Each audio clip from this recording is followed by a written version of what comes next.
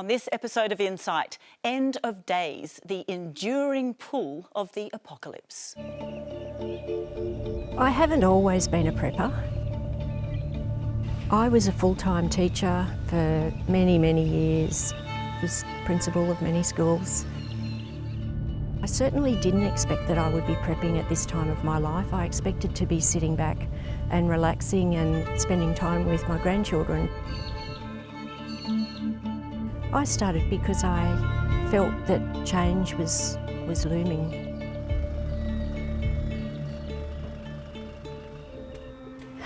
If something went wrong, I could probably live out of the van at least for 6 months. This is the bathroom in here that has a shower and a toilet and a sink. I've got the gas cooker here. I've put solar panels on the roof so I can be off-grid. I still need to get a diesel heater in there. I just get dressed really quickly when it's cold. You learn to adapt to it all, and that's the thing, you need to learn to adapt. The bed actually comes down. Every prepper should have a walkout bag. If there's an emergency and the alarm goes off, then you can just pick that up and go. But I've just kept adding to mine, and I have about 5 or 6 and I cannot carry them all. Prepping isn't about stockpiling and putting things aside. This is a multi-tool. It's learning new skills. This is an outdoor... Oh! I've learned bushcraft. I'm learning herbal remedies and medicines. You can prep not just physically, but you can prep spiritually. My family and prepping, they aren't on the same level as me. I actually hope out of all this is that I help them to survive. Vicky, you're in your 60s and you're a prepper. Yes. What is that? Some people see prepping as there's going to be some big apocalypse occur, and that could well happen, but for me, I don't live in fear about that. I just have something prepared and ready, and if you never need to use it, that's fine, but it's best to have it. You're here with your mentor, Jake. Jake, you've been running bush survival workshops for the past 20 years. What do you teach your students? It's about building community, a bit of a more survival of the cooperative rather than survival of the fittest. But it is mixed with prepping at the same time. I think prepping is a fantastic idea, but you want to have some survival skills under your belt as well. How did you grow up? As soon as my mum put me on the ground, she reckons I went and found a stick before I could walk, and I started digging and looking for grubs, and both my parents smoked cigarettes, so I'd pinch their lighter, don't do this at home, kids, and make a little fire and start cooking various little creatures that I'd find, and I turned 49 today, 45 odd years later, not much has changed. Happy birthday. Thank you. You now live a prepper lifestyle. What are you preparing for? That's a good question. I'd rather be a warrior in a garden than a gardener in a war. So it's about being prepared for anything. Hopefully anyone will attempt to mug us on the way back to our car after coming out of the studio, but you never know. So it's all just about being prepared for anything. You know, you wouldn't be such a crazy conspiracy theorist to think that there may be a few weeks here or there where we don't have access to Coles or Woolies, whether it's for airborne disease, whether it's military. You saw how crazy everyone went without toilet paper after a couple of days. Imagine after 5 days, a week without food. A lot of people would actually be in serious trouble, not only physically but psychologically as well. There'd be some pretty people out there that are pretty dangerous in those times. So survival, prepping, as far as I'm concerned, is not only common sense, but it's also self-defence and the defence of your family, and in more broad terms, defence of your community. Is living in the bush part of your life now? Yeah, absolutely. I've been living in the bush for 7 years, spending so much time literally having all the animals and the plants around me and being there and feeling the changes in the season, smelling the change in the season, seeing the different things that are coming. Like I'll see birds coming from Papua New Guinea this time of year. We've got the channel-billed cuckoos and the sacred kingfishers and the rainbird, they call it the eastern coel. It's like seeing old friends from last year. It's like, hey mate, as they land in the tree. So yeah, it is really, really part of that connection that we're sharing and reactivating that connection. It's a big part of what it's all about. And you're living off the land? Oh, not entirely. I go through phases. And I also, every year, at least once a year, I do what we call a wild food challenge, where we'll find a local charity, usually a homeless or mental health or youth charity, and we'll go and live off the land for 2 or 3 weeks at a time and donate whatever funds we raise in that time to that local charity. So get fit and lose the dad bod, even though apparently they're in fashion at the moment, which is a great thing, and raise some money for charity and sharpen our skills as survivalists. You have shared care of your young daughter. What does she think about how you live? I don't know if you're allowed to say it nowadays, but she's a bit of a girly girl, but she loves spending time with me. And we focus a lot on survival and self-defence. To me, again, there's not much of a line between the two. How do you think preppers are generally perceived? Prior to the lockdowns and everything going on in the world, they were probably seen as crazy conspiracy theorists, and some of them certainly are. But mark my words, survival of the fittest will come into it if we're ever in a full-on shit hits a fan situation. So get some skills under your belt, people. Are you finding there's a growing demand for your courses? Depends on what's on the news. Yeah, right. So yeah, people are very influenced, it would seem. But a lot of people follow my socials, and it's not just preppers or people that are living in fear. It's more people that want to be part of a community that cares. We're conservationists and environmental activists and social activists, I guess. So pretty sensible and very, very diverse. So really everyday people are coming along, and we're seeing a growing movement of people that are taking positive action when it comes to prepping and survival. Patricia, when you were growing up, what were you taught about the end of the world? It was a big part of growing up, and it was a thing that was continually on the agenda. People like myself were told that we were special because we lived in the last days or the latter days. You were raised a Mormon. I was. Is that the teaching that you were given? It was. My father wasn't a Mormon, but my mother was, and she was very much the dominant person in my family. My dad would always go along with what my mum wanted, which included building a little food storage and building 2 rooms under the house to put all the things that we needed for the end of the world. So it was a constant at church to be prepared, to be ready for the terrible things that would precede the return of Jesus, which would purify the world. We viewed things that would be in the news that were disasters would be viewed almost with a sense of anticipation or glee, that this heralded the coming of good things. Were you told what year the world would end? Yes. It was often said that it would be before the year 2000. And you believed that? Yes, very much so. At the time, how did you feel about your world ending? That's a hard question to answer. It was such a reality, but at the time it's difficult to imagine the only world that you live in ending. So it's a reality that's present at the same time as how can one imagine that the world ends? Were there any signs that it would end? No, because here we are right now. But there were things that were interpreted as signs that it would end. People talk about wars, sickness, famine, drought, all kinds of things like that. And using always this sort of very biblical terminology to describe what were really ordinary, everyday occurrences in the world of conflict, of starvation, of poverty, of injustice. Nerida, you and your partner Abraham have been together for 7 years. What do you both do for work? I'm a pharmacist and doing my PhD, and Abe is an engineer. Your partner couldn't be with us tonight. You once walked in on him wearing something. What was it?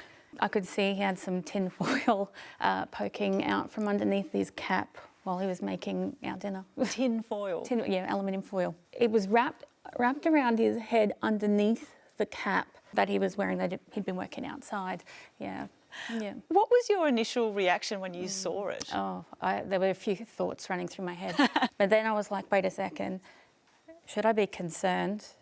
Like, does he actually do this every day? And he just forgot to take it off before I got home. But it turns out it was a joke, not for me.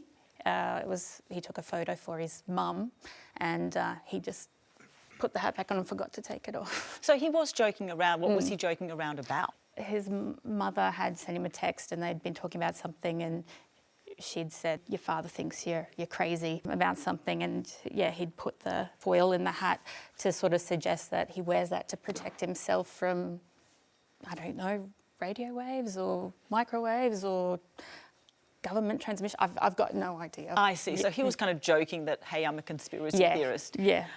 Does anyone actually think he is? No, I don't think anyone thinks he's a conspiracy theorist, but they think he's very committed to this sustainability, this self-reliance kind of lifestyle. How would you describe your lifestyle? We are trying to be self-reliant and self-sufficient. That's us there. When we moved into that house, just a couple of acres just outside of the city where we live. And you call yourself homesteaders. What does that mean? It's about being able to survive and provide for yourself, and not just with food. And he does like to prepare in case, you know, Woolies does close or whatnot, you lose your job or something like that. So it's about learning the skills to sort things out for yourselves. Of all the food that you eat, what percentage of it would you grow yourself? Probably about 75%. So most of our meals are made from our vegetables, our meat. His father was a butcher, so he's learnt a lot of those sort of skills, and we just raise our own animals. How long have you been a homesteader? We've been at this place for 3 years. In 2020, when everything was sort of shutting down, we lived in town and we got our first chickens. Would you say this is the same as prepping? Well, I guess there's a sense of preparing for all sorts of eventualities. I guess we're not really worried about the end of the world or anything at this sort of stage. Takia, you moved to Australia 12 years ago. Tell us about where you were born. I was born in a small island nation of Tuvalu. Tuvalu is made up of 8 different islands, and all of them are quite far apart, and the population is around just over 11,000 people. You recently spent a few months in Tuvalu. Has anything changed? I think everyone knows Tuvalu because of sea level rise and climate change. The changes are coastal erosion. A lot of our food sources are inundated by salt water. And for fishermen, they have to go further into the ocean to catch more fish. The fish has sort of like moved away from the islands. But there are different methods of fishing. And one of them is scavenging along the beaches. You'll find shells and stuff to eat. But that is the sort of knowledge that is passed from generation to generation to generation. When you were there, did you get the sense that the government was planning anything to kind of mitigate or adapt to those sea level changes? Yeah, I think that the word adapt is it's the better word to use, because as Tuvaluans, our islands are so low-lying. They're less than 5 meters above sea level. And so what the government is doing is reclaiming land, and also not just reclaiming, but also raising the level of the land. And this is to ensure that the people of Tuvalu will continue to live on their islands and not to go anywhere else. There are those concerns that Tuvalu will go underwater. Do you think this might happen in your lifetime? Personally, I don't think so, but I know there's the science that's pointing towards the seas rising and countries like Tuvalu will go underwater. But we Tuvaluans, because we're so resilient, because we grew up and we were taught to be resilient, we were taught to face whatever comes towards us. We adapt. For every changes that happens to nature, we adapt to it. We believe that we're actually not separated from nature. We're actually part of it. And when I was born, my umbilical cord was cut in 2. So one was buried on land and one was thrown in the ocean. And the reason being, this is a cultural practice in Tuvalu. This is the reason why people are so connected to the land and to the ocean, because part of ourselves are on the land and part of ourselves are also on the ocean. So the survival lessons that we learn from our grandfathers, our fathers, has been taught from generation and is passed down from generation to generation. And so things like climate change, yes, there is climate change, but also we, as Tuvaluans, we need to be resilient and adapt to those changes. Jane, you're a climate activist. What are your fears for the world? My fears started in 2007 when I heard the scientists were panicking already and buying land in Tasmania and southern New Zealand. It was the year when the Arctic ice melt accelerated. Do you believe climate change will end the world as we know it? These changes can result in, for example, 1 billion people being on the move by mid-century, a 30% reduction in food across the world by mid-century. And what scientists are saying now is that we're risking billions of deaths. The biggest fear for me is that we kick off a cascade of feedbacks where one thing triggers another, triggers another, triggers another. The worst thing about it is we won't know that we've done that until things get incredibly bad. And by then it will be too late. There will be actually nothing we can do about it. Simon, you're Jane's partner. What do you think about the state of the world? I think we are looking at what I call practical extinction, which means we'll end up within 100 years or so, maybe less, with maybe 500 million people living in the poles. Practical extinction. Practical extinction. You know, there'll be some left, but not a great deal. We'll kill most species on the way. It has begun. There's no question it's begun. We're already seeing the beginning of the end. Yeah. Well, climate crises, doomsday prophecies, financial and societal collapse. Are we edging towards the end? Oh, bugger. The world's ending. Again. And you know what? It's kind of bumming us out. A quarter of 10 to 14-year-olds believe the world will end before they reach adulthood. And young adults, unsure about the future, are rethinking major life decisions like marriage, children, and even saving money. But why now? Humans have always speculated about the world's end. From the Aztecs, who believed there would one day be an eternal eclipse, to modern Christians, who've been waiting for the rapture for like 2,000 years. And it's not just religious. Many Europeans interpreted the Black Death as a sign of the end, and the invention of nuclear weapons made many believe we were closer than ever to annihilation. Which brings us to today. Do you feel like you see a new threat to humanity every time you check your phone? All that potential doom is known as the polycrisis. And while it does sound very dramatic, we are experiencing the highest rates of global conflict since World War II. We're also in our 8th consecutive year of record-breaking global temperatures, and then there's like AI, disease, meteors, zombies. But there is some good news. Every prophesized doom, from the Mayan calendar to the Y2K bug, has one thing in common. They've all got it wrong, and we're still here. For now. David, you're a historian. We've just heard about the polycrisis. Is the concept of multiple disasters new? No, I think it's very, very old indeed. I remember very vividly living through the Cuban Missile Crisis when I was a child. Brief story, but I was playing a game with friends and after school, and then we had to all go home, and one of my friends came up and shook my hand. Now, this was at the height of the Cuban Missile Crisis, and I said, "Why are you shaking my hand?" And he said, he was a bit embarrassed, but he said, "Because I'm not sure we're going to see each other tomorrow." I remember at that point thinking, because I grew up in the Cold War, the world was in two halves. There was us and them. There was the good guys and the bad guys. And I remember very vividly thinking, gosh, I wonder if there are kids over there in the Soviet Union who are feeling exactly the same as I am. And I think that was one of the reasons why I eventually became fascinated by Russia and became a Russian historian. What can we learn from the past? Everything we know or think we know about the future is based on the past. For example, in the case of climate change, we're dealing with fairly impersonal forces, very complicated ones, but they're ones which modern science has got a pretty good grip on.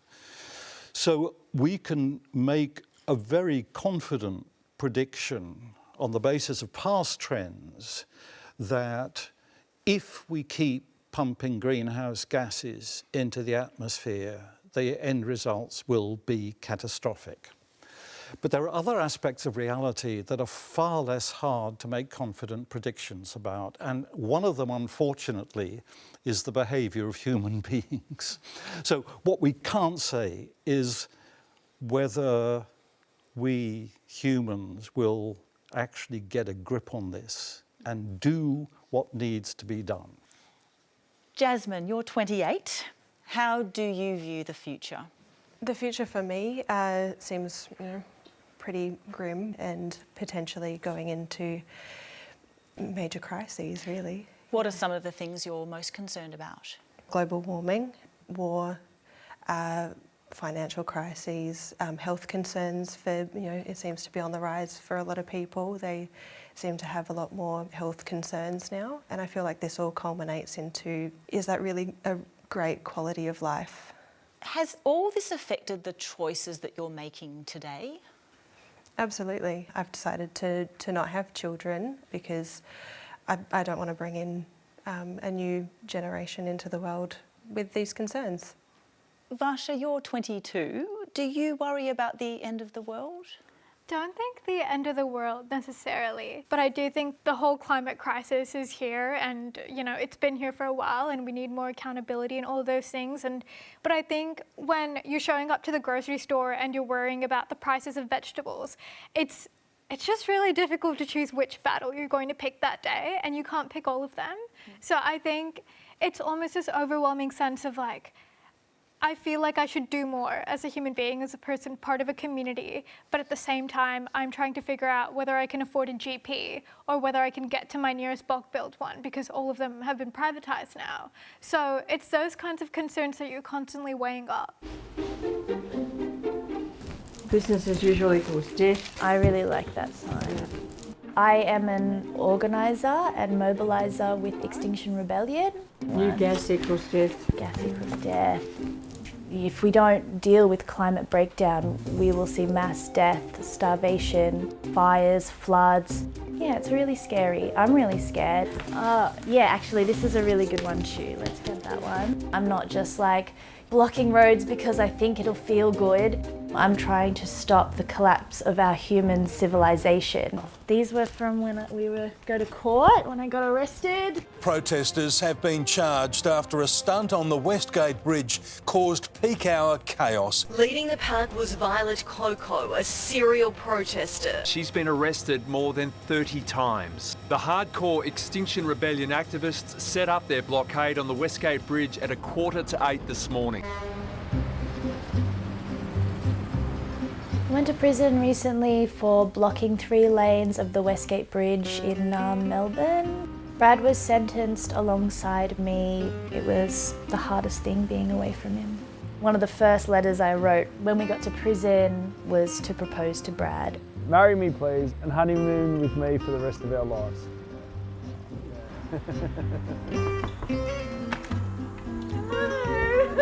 I have a wedding coming up and it's very exciting. I have an amazing florist, so I've been planning like the flowers, and hopefully I can get to the wedding without going back to prison. Despite the fear I have of police and state repression, I continue to protest because I know it is the right thing to do. How much am I willing to sacrifice? Everything.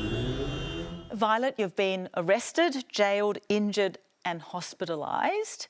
Does any of this deter you? I won't lie, I do feel afraid of, facing more of those consequences, but ultimately I'm more afraid of not protesting and not trying to cause change in the what's coming down the line. So no, it doesn't deter me. Brad, your Violet's fiancé, has your activism affected relationships with family and friends? Yeah, it certainly has. And I don't say this as a complaint because we know what we do is polarising, but yeah, there's tensions in the family. I've experienced everything from being abused in the supermarket when we got out of prison for the Westgate, but right through the spectrum to people congratulating me and giving me their unwavering support. And I think you can divide those people up largely on people who understand we're heading for the collapse of civilisation and the people who just haven't read the science and emotionally processed the trajectory that we're on. Patricia, you were 19 when you left the church. Mm-hmm. How did your family react to that? It was amongst those members of my family who were devout Mormons. It was very extraordinarily difficult. I think other people in my family who weren't really didn't care less and wondered what all the fuss was about. But for those people in my family who were committed, yes, it was very difficult and very traumatic. And still to this day, I wonder why I participated in that process of exclusion. They call it excommunication. But I think it's an indication of how much the ideas, the organisation, the institution can have a hold on you. And I think one of the things that was a really wonderful opening for me was realising that the world's an open place where we can act and we can make change. We don't have to sit and wait for an imaginary doom. We can be active agents in the world to make it better. You were 39 when the world was supposed to end. What was that year like for you? Oh, it was so fun. I had a great time. I had so much material for humour. It was wonderful. Like what? Yeah, it was. I was waiting for the tsunami that was going to sweep us all up to the Blue Mountains, and I was waiting for the Y2K bug, and none of it happened. And, you know, I had so many opportunities for humour with my kids and friends who knew what my life had been like. And New Year's Eve came, and there I was, kind of full of jubilance and laughing and saying, here we are, and it hasn't happened, and getting up the next morning, and the next morning was remarkably like the one before, and we're all still here. So it was for me a really fun time, to be honest. Vicky, we've heard different theories on how the world might end. Do you have ideas of what you believe might happen? I'm a part of an international group of people who are really trying to shift the energy on the planet. And last year and the year before, I took part in ceremonies over in Peru to help with the energy on the planet. We're living in a time of duality and polarisation and separation, and it's time that we came into oneness. And the energy work that we do is actually to help move the old energy off the planet and bring in the new energy, which we call the new reality. And I actually believe that we're living in two realities right now. We've got the old reality and the new reality, and some people call it the new earth. And I believe that the new earth is here right now, and that we are the ones that are creating that through our everyday actions, through our consciousness, through our oneness, through our community, and through doing things at the grassroots level, coming into our heart, acting as true and authentic people, and living in oneness as much as we can, really caring for each other, really caring for the planet, and living true lives with love in our hearts.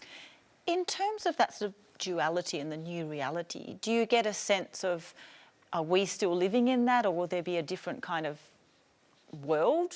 There are people that have no idea of what's really going on the planet, and there are those that have become aware, some people call it awake, and they understand what's happening on the planet. I've heard many different hypotheses about what will happen. There's another planet waiting, so when the shift occurs, that there will be some on the planet that will be taken to this new earth. It's a very interesting concept, but there are many prophecies that have prophesied the solar flash, where we could have 90 days of darkness. The Hopi Indians talk about the divide there's one river that divides into two, and a lot of ancient cultures talk about this time where there is actually a shift. And although we're trying to come into oneness, those that aren't ready yet will continue to do their learning on the planet while the rest actually shift into the new reality. Would say that potentially that other planet, does that involve just humans or other beings? Well, there are definitely other beings out there, and that's scientifically proven. They've, interjected with nuclear testing, and it's not talked about. There are definitely beings out there, and yes, there would be. So you heard about this and have read about this in books? Is that where you sort of get your ideas from? I'm curious. I become curious. I listen, I watch. I usually go off mainstream. I look at factual things. There are a lot of people out there that say a lot of different things are happening on the planet. And when I'm not actually sure, I go into my heart, I call it my truth filter, and I sit with that and I will find the answer. When do you believe this might happen? Well, I know that November this year is pretty tumultuous. Right. In that we have a lot of things that are teetering on the edge. We have, the global financial crisis. We have the possibility, the US elections that could have impacts right across the planet. But for me, I'm taking part in a worldwide ceremony. We're actually going to be closing 11 gateways that have been opened because we're living in an expired world, and we need to actually close those gateways because there's new energy that's waiting to come in. So November could be quite a big month. Jake, you've trained Vicky in survival skills. Do you share her concerns? I'm not exactly the same as Vicky. I'm probably a little bit more cautiously optimistic. But I also look at the situation the way that it is. The shit's hitting the fan right now, is what I see happening. I'm not waiting for a date. I'm trying to get people to change now. They say life is the journey, not the destination. The destination ends the same for all of us, but we need to look after each other in the place in which we live. Vicky, have you shared your views with your family, how you feel about the world and potentially November? To a degree. I've got a couple of children and they don't see the same as me, and that's been difficult. And I do have grandchildren as well, and the grandchildren are very much aware of what's going on, more so than their parents. And I've tried to indicate to them, maybe you could do a little bit of prepping, and I've given them 20-litre containers to put water in, to put under the house or the garage or whatever, and they're still empty. That's just an indication that they're not there, they don't understand it. They do think I'm a bit out there doing all this prepping, but as a grandparent I teach my grandchildren. They've learned how to build a shelter, they've learned how to make a fire. So I've given them some skills, but they're actually connected to the earth. And we need to take them back to that connection. We've been disconnected for too long. We've been separated and polarised. If people come up to you and question your beliefs, what do you say to them? Well, I'm probably discerning about what I say. It's very interesting. I probably ask them questions to gauge where they're up to, because I know there are some people that will mock me if I tell them too much about what I believe. But this is something that I live, and I seem to know who will actually be on board with me. I seem to, whether it's a certain vibration that they hold or whether it's certain energy that they have, I seem to know, and I don't care really. David, you're a historian. Why are we drawn to end of the world scenarios? Because they're exciting. It drives media, it drives a lot of gossip. It's particularly powerful today because we have this world of social media, which is far less disciplined and contained than traditional media. And so what it does is, a lot of what you see in the media is actually very precise and is absolutely true, that very bad things are happening. But what we don't get is all the other stories, the stories about interconnections. The one that grabs me is just the thought that if there's a landslide in Nepal, we live in a world where people in, Uruguay or Mongolia will reach for their checkbooks and send money. Now that is something utterly new, and it's very good news about the world. What I think it's telling us is that there's a vast world of people who are willing to cooperate, to collaborate on a global scale. But that's not exciting. It's not going to get reported. Patricia, after you were excommunicated by your church, you went on to study science and theology. Why do you think doomsday theories are so enduring? When the world ahead of us seems extremely tedious, our lives are extremely boring, it's much easier to believe that there's going to be some grand cataclysmic event than the fact that I've got to get up and go to work again tomorrow. That's an appealing one. It can make us feel like we're special people because we know something, in the same way that I was brought up with the idea that I was one of the special people in the latter days. It can give a feeling of having something more than somebody else has. I think the other thing that's actually very appealing about them, and I think the real negative that they have on our behaviour, is that they can take away our sense of agency. When the world appears despairing and we think there's nothing we can do, it's easier for us to say, well, I don't have any agency, than to actually realise that we do have agency and we can act, that we can be really engaged in powerful climate actions. It's easier to say, well, I can't really do anything, than to say, actually, maybe I can and I will. What do you believe today? Are we nearing the end? No, I don't believe that we are. I believe that the world is an incredible, wonderful place to live in. I believe that we need to take the climate incredibly seriously. But I don't believe there's a climactic apocalypse waiting for us.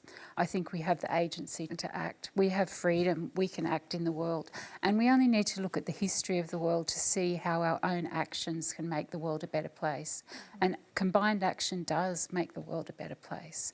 David, what about you? Is the end nigh? No, I don't think so. The sense that the end of the world is nigh has been present over and over again for thousands and thousands of years. The world of media creates an unnecessarily negative view of the possibilities. And the great danger of that is that it destroys hope, because hope itself is a crucial resource. If you get too pessimistic, you give up. Evita, you're a researcher in psychology. How does the media impact the way we view the future? I think it's pretty understandable that the more you would be exposed to information and news that depicts war, crime, famine, pandemics, the more you might start to feel a sense of hopelessness about the future. And with that hopelessness, a sense that you can't really do anything to change it. Are any groups more likely to be affected by this than others? I think firstly it's important to consider how people get their information, where they get their news from, and I differentiate between active and passive news information. So active might be how we intentionally, before we turned on the television, we turned on the radio, that's how we got a newspaper, that's how we got our news. Passive is just this passive recipient of ongoing news. You might not even be looking for it. There were some Australian researchers during 2020 that found there were some cohorts that were more anxious about the pandemic news, particularly women more so than men, younger people more so than older people, and also people with a higher education. Is there more negativity in the world today, or are we just exposed to more negative news? When our neurons fire, they wire. So the more that you get information, the more that information is bad, the more you come to expect bad information. And that's why the more then people might say, I can't listen to the news, I don't want that, because the more they have had this bad information, the more stressful it is.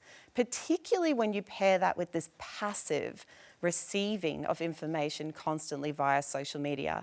And this could be even in the instance of you just enjoying your day, enjoying being in the garden, being at a friend's child's birthday party, you look at your socials and there's a bad news story. It is everywhere and it seems like it's everywhere, but this doesn't necessarily mean that it is something new. Here's a snapshot of recent news coverage. Russia's war raging on in eastern Ukraine. Universities in protest against the war in Gaza. Extreme conditions are on the way. It was a fire season like no other. Homes are still inundated. The world will soon enter a pandemic phase.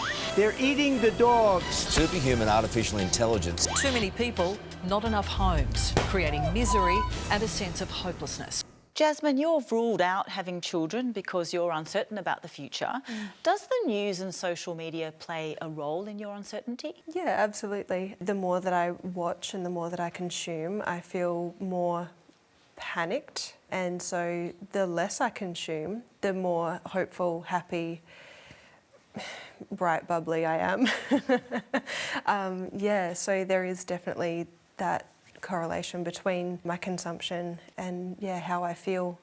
Do you find it affects your mental health? Yeah, there is that feeling of hopelessness and anxiety. I don't have anxiety, but I can definitely feel for those who do. That must be quite terrible. If I'm feeling quite panicked about it, they must feel 10 times worse. Jake, you've been living in the bush for the past 7 years. Do you have much time for social media?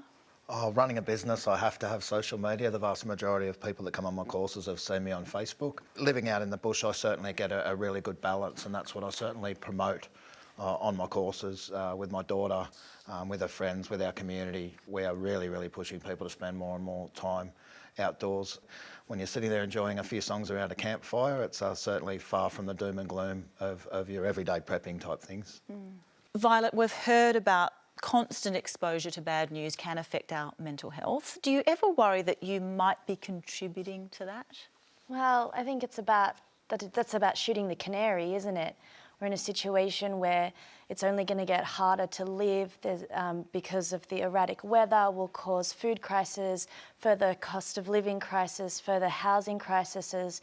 I lived in the Northern Rivers for a while, and it's not Airbnb that's stopping the people from living in homes there, it's the massive floods that went through. And so if we're not looking at the issues that we face and together trying to solve them, it's not like it's going to go away just because we turn off our phones.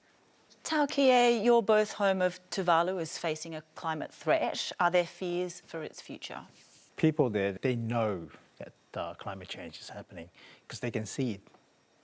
They live with it. We usually prepare ourselves for storms around the months of November, December, January, February. Now, there's storms in June. And so people are sort of confused because some of the cultural knowledge that's been passed down from generations about reading the weather, reading the oceans and all that sort of thing, changing as well. Climate change is happening because we are actually experiencing it. Jake, you're a prepper and you're passing on your survival skills to your daughter. Does she ever say that she's worried about her future? She hasn't brought it up. I keep things pretty light and fun when we're out doing our survival stuff. If we're tracking a missing dog or a missing cat, or even taking her out looking for a missing person once. She ended up finding me, actually, because we got a bit stuck in the bush and she had to cooey out to us. But we keep it light and enjoyable and age appropriate, but also I'm not going to pull my punches completely. I'm always making sure that she knows that there could be a time where we could be separated, even if it was just simply due to floods or bushfires or some kind of natural disaster, which is something which we all prep for as well.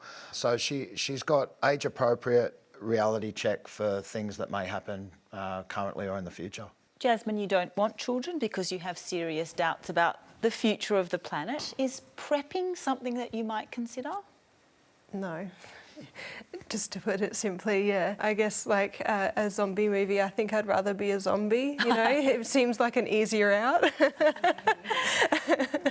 You recently found secure employment. Mm-hmm. Has that changed your outlook on your life and your future? Yeah, it definitely makes me feel a lot more hopeful and a lot more secure in just day-to-day living. And it does make me think more long-term. Being in the same employment for 5, 10 plus years is something I've never considered before, which is very, very nice. Yeah, it's good. Takia, you now live in far north Queensland by the beach. What's life like there for you? I think I've tried to make it as simple as it is. Just like how I live my life back home in Tuvalu, with the idea that I would teach my kids, how to live life simple. Teaching them life skills, my cultural practice, trying to read the weather, trying to look at the different currents where we live, and say there might be a storm coming up soon. Trying to have that sort of predictions. This is just to provide them with an option from what they learn from school. If you ever have grandkids, do you think that they will get to see their cultural home? I think so. You'd like them to? I would like them to, and I hope that they will as well. How important is that to keep the oral tradition going and the sense of connection to your culture? It is very important, and I think from the Tuvaluan perspective, that's how knowledge is passed down. Before colonisation, there's no school. But people teach their kids in their homes, and then it goes into the community, and that sense of community also provide that security. When there's a disaster, people work together. When there's cyclones, people build houses for one family. After that, they shift to another family and build another house. And that's how community should be working. Jane and Simon, what kind of world would you like your grandkids to inherit? I'd like my one grandchild to inherit a world where this has been taken seriously. But I mean, I've got land in Tasmania because I thought I'd take them down there, we'd all be safe down there. But if society collapses, land in Tasmania is, even with prepping skills, I don't think it's going to save you. I think it's people coming together to bring that desperately dire future into people's minds now, So we take that emergency action now.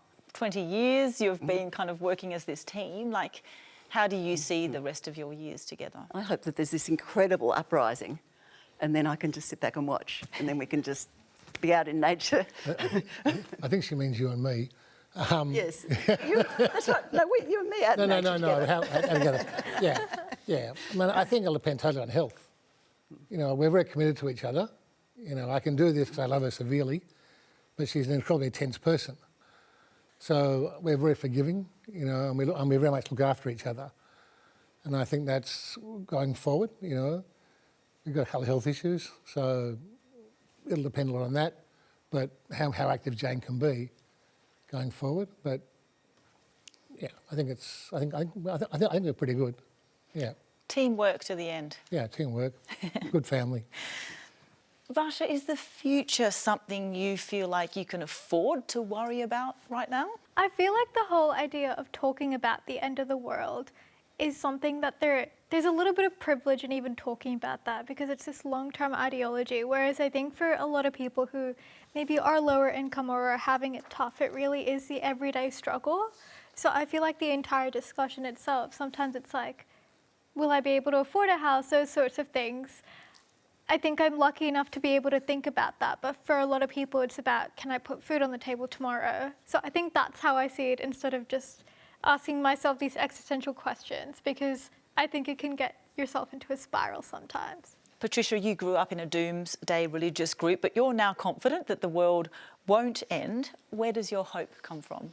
Looking around me, looking to the past and looking to the future. When I look to the past, I see the way that people have worked in the past to make beneficial change in the world that has addressed the problems that we have. I think a classic example is there was a point in time where people thought slavery was natural. It was a natural state of existence.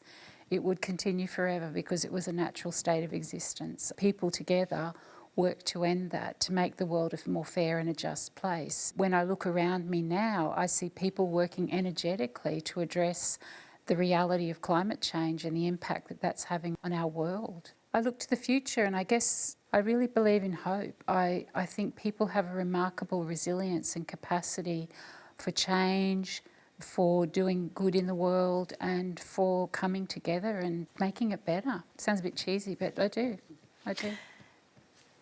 Jake, what if you're wrong and society doesn't collapse? Has it all been a waste of time? Oh, that'd be wonderful. It certainly hasn't been a waste of time. And if it started to, I reckon we start a preppers dating site, because there might be a few people here that might get a few buzzers for people. But no, it's the journey, not the destination, and the journey's been wonderful. We're out having a happy and healthy existence. Yeah, we do have a bit of doomsday prepping type conversations around the campfire, but we enjoy that as well. You know, that's part of our culture, if you like, whether the end is nigh or not. I think we really need that shift in consciousness where people realise that all that matters is that we care for each other and the place in which we live. Vicky, what about you? What if you're wrong come November? The world as we know it is still the same. If it's the same, I know that the energy on this planet is shifting, and I know that the new energy is coming in. I think we all need to accept personal responsibility. You know, I have stood up with Jake at certain things as well, because I love the land. And I think that we're arrogant if we think we're the caretakers of Mother Earth, because she's actually the caretaker of us. You have your caravan, you have a whole new set of skills.